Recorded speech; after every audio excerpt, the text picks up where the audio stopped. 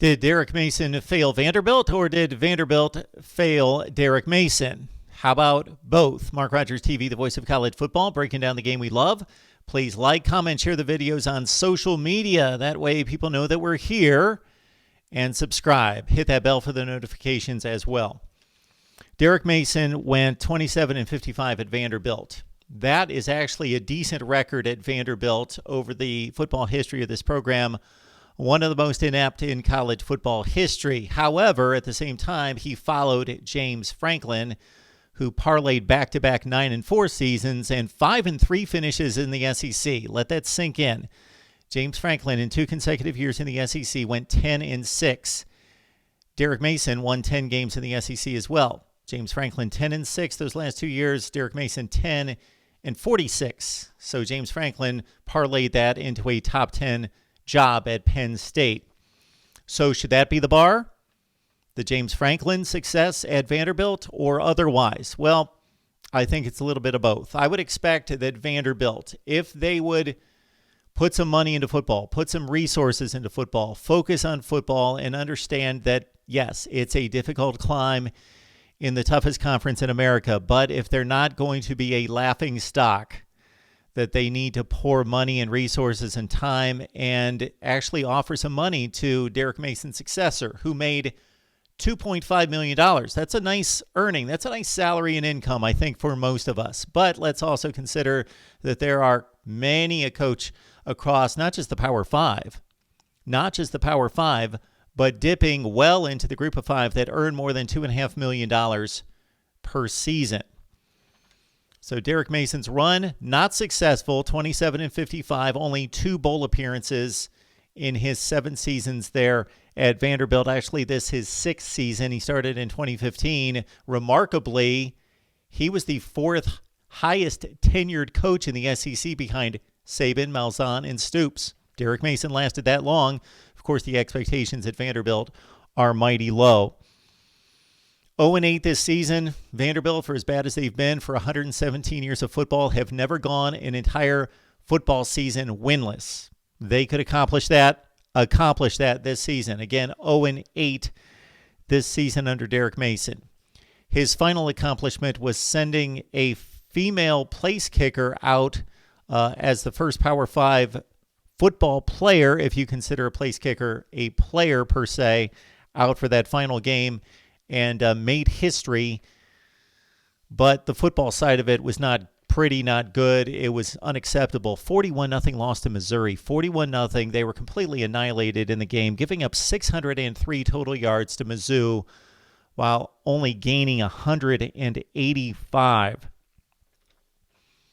So Derek Mason seemed overwhelmed from the time that he took the job. They went from, again, those capable rosters that churned out 5-3 and 5-3, 9-4, 9-4 overall under James Franklin, suddenly went into the tank.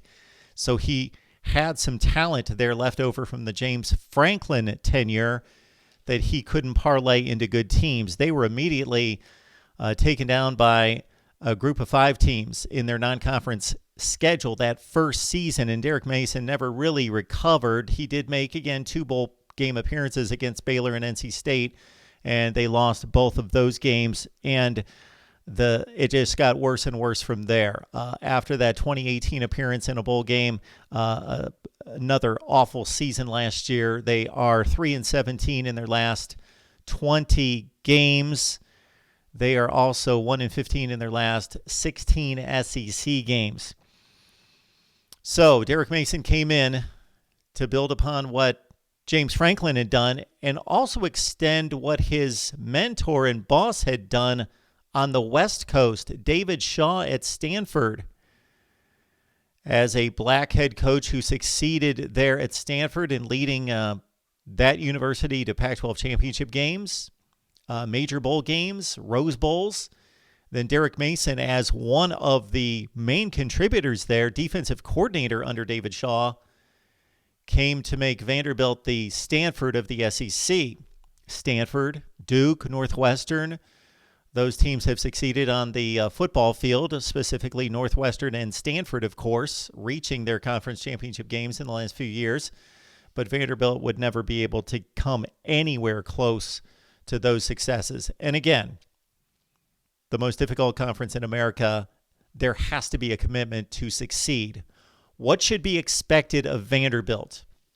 For any reasonable coach who comes in, if given the support necessary, they're not going to win the SEC Eastern Division. They're not going to get to Atlanta. But they should only cycle down to 3 or 4 wins once per 5 years.